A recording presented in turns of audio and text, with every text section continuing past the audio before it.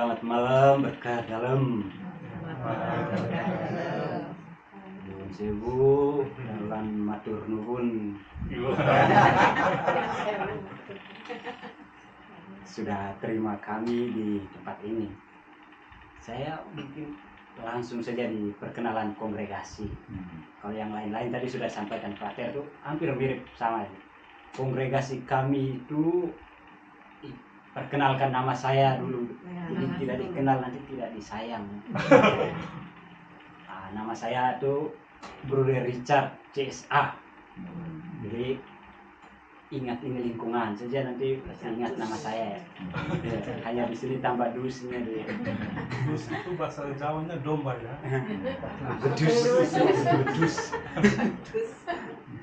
Tidak pakai B ini pakai. Dan saya di Jogja ini saya tinggal di Jalan Supadi nomor 17 Kota Baru.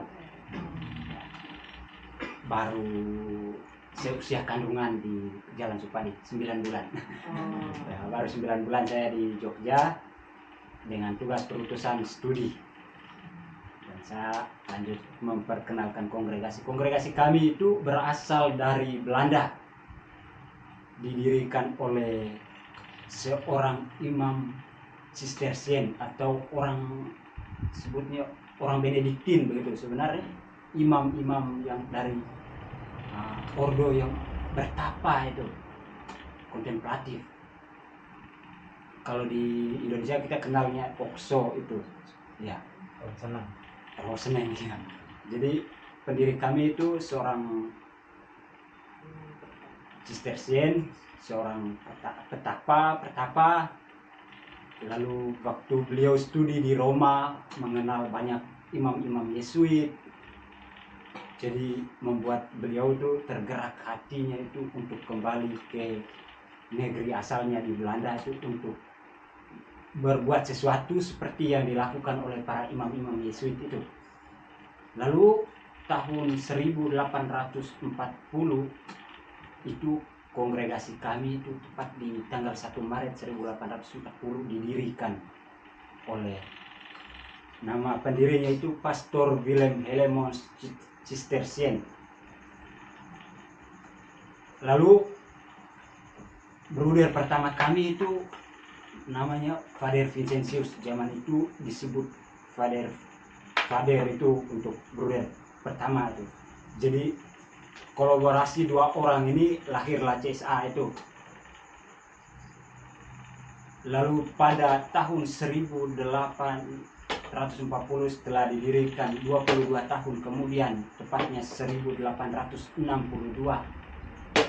itu bruder-bruder CSA itu menebarkan sayapnya ke Hindia Belanda atau Indonesia.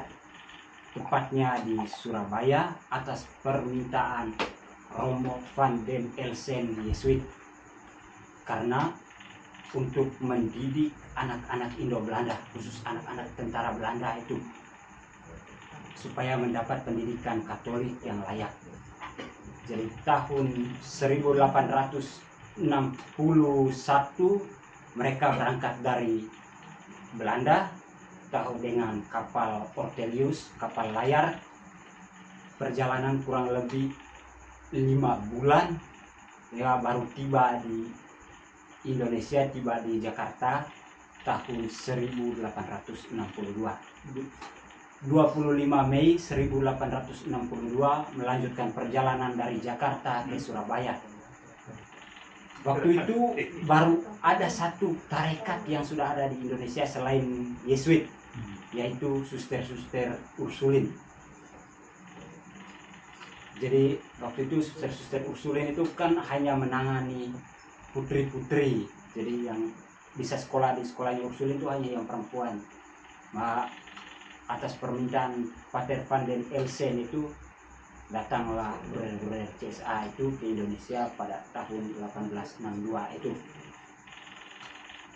Kami itu berbeda misinya dengan mungkin bruder-bruder lain, sehingga lebih banyak dikenal itu kalau di Jawa ini FIC. Mereka punya sekolah banyak. Kami itu dulu punya sekolah banyak dan boleh dikatakan religius yang menguasai Jawa Timur.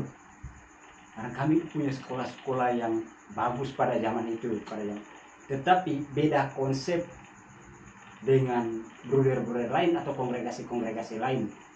Bruder CSA itu datang ke Indonesia itu hanya betul-betul untuk mendidik anak-anak Indo-Belanda. Jadi anak-anak provinsi zaman itu disebut pribumi itu hanya tidak diterima di sekolah-sekolahnya CSA itu. Nah, lalu 4 bruder pendahulu yang datang ke Indonesia itu berpikir mendirikan salah satu sekolah lagi di Surabaya itu, yaitu SMA Saint Louis. Waktu itu sekolah rakyat atau apa istilahnya, tapi Saint Louis 1 itu khusus anak-anak tentara Belanda itu, yang notabene di dalamnya itu yang Katoliknya itu hanya sedikit, sedangkan itu mayoritas anak-anak Protestan di dalamnya. Lalu mendirikan SMA Saint Louis 2 itu dengan tujuan memasukkan anak-anak Katolik itu di dalamnya, tetapi tidak punya orientasi untuk mencari calon orang Indonesia. Kami itu di Indonesia sudah 160 tahun, tetapi jumlah bruder Indonesia itu tidak tertambah dengan yang meninggal itu baru 60-an bruder. Jadi karena memang itu tadi punya orientasi yang berbeda. Ketika di Surabaya mulai maju dan berkembang, bruder-bruder itu menebarkan sayapnya lagi ke Madiun. Di Madiun karena kebetulan didahului oleh suster-suster Ursulin juga. Nah, waktu itu suster Ursulin menangani yang putri, maka CSA itu menangani yang putra. Lalu Madiun berkembang, berlayarlah ke Bandung. Setelah dari Bandung ke Jakarta, dari Jakarta Semarang. Di Semarang itu dulu kami itu punya beberapa sekolah. Itu hanya sejarah belaka, tapi sekarang itu tidak punya apa-apa. Begitu. Lalu sudah usia 120 tahun di Indonesia itu baru mulai menyadari bahwa panggilan di Belanda itu semakin mengurang. Tidak ada lagi orang yang mau masuk biara. Bahkan seminaris sudah mulai ada yang kekurangan calon, kekurangan seminarisnya, sudah mulai ada biara yang sudah mulai tutup. Baru mereka sadar para bruder Belanda itu dan mulai menerima bruder-bruder orang Indonesia itu. Lalu dalam perjalanan waktu, karena kekurangan rasa percayanya orang-orang Belanda terhadap orang Indonesia, khusus bruder-bruder Indonesia itu, maka karya-karya besar yang punyanya para bruder Belanda itu mereka jual. Dan jualnya itu ke tarekat lain. Kalau di Surabaya itu ada yang ke SPD, rumah pertamanya kami itu jadi provinsial SPD Jawa. Terus sekolah-sekolahnya kami itu di Romo-Romo CM, di Malang itu sekarang jadi Novisiat Karmel, terus Novisiat BM, Budi Mulia, Bruder Budi Mulia. Lalu di Bandung tuh ke Ordo Salib Suci. Terus di Jakarta itu dijual ke sekarang itu tempat singgahnya para biarawan-biarawati yang ada di Jakarta itu, mungkin dibeli KBI. Terus di Semarang itu di Karangpanas itu dibeli oleh Awam. Terus ada yang dikelola, dijual ke OSF, sekolah-sekolah itu. Dan pada akhirnya tahun 1999, tepatnya 25 November 1999 itu, setelah proses dari tahun 88 sampai 99 itu, para bruder itu memutuskan untuk mandiri, berpisah dengan bruder-bruder Belanda. Tahun 1999 itu kami berpisah dengan bruder Belanda, tepat tanggal 25 November 99, dekret dari keputusan dari kepausan itu keluar dengan di bawah perlindungan Keuskupan Agung Semarang. Maka pusatnya kami itu di Semarang. Lalu karya-karyanya para bruder CSA itu apa saja?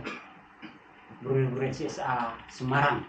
Kami itu sekarang menyebut diri itu Bruder-Bruder Santo Aloysius Gonzaga dari Semarang.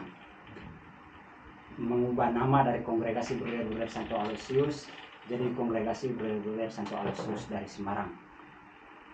Lalu karyanya kami itu tetap untuk menjaga spiritualitas, menyiapkan diri itu tetap kami spiritualitas kami itu bersama kaum muda itu tetap mendirikan sekolah-sekolah dari TK sampai SMK. Namun terlepas dari situ kami itu bekerja sama dengan keuskupan dan ada beberapa bruder kami yang juga berada di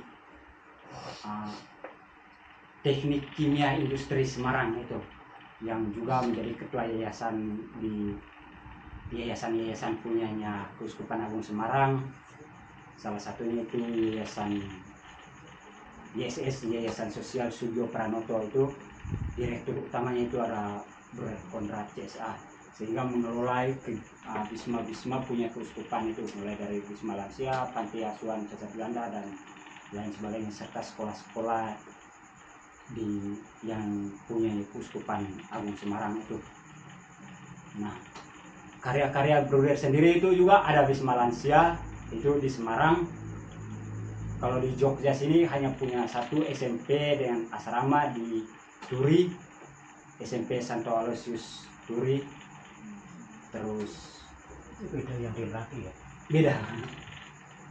Lalu kalau di Flores tuh kita punya 2 sekolah SMK dengan beberapa jurusan di dalamnya, dan juga kita punya karya sosial dari Bisma Lansia Harapan Asri di Semarang, dan sekarang lagi bangun lagi Bisma Lansia itu namanya Dina Asri di Bukit Semarang Baru atau Bumi Semarang Baru ya, BSB ya, dekat Suster Anto.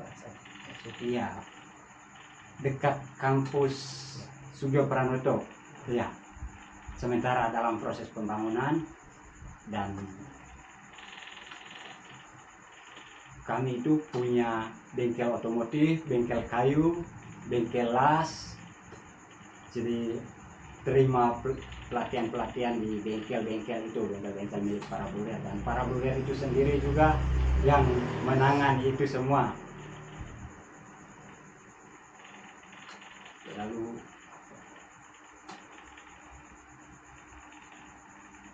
kurang lebih kami itu di Indonesia itu maksud CSA Indonesia itu ada 13 komunitas, sedikit sekali kalau dibandingkan dengan tahun datang.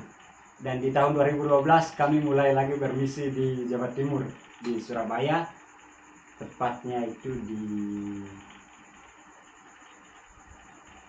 dekat jembatan Suramadu itu. Ya. Di situ kami berkarya, punya panti asuhan. Dan saya kira itu saja yang bisa saya bagikan. Kalau ada yang mau ditanyakan kepada saya atau kepada Pater, dipersilakan.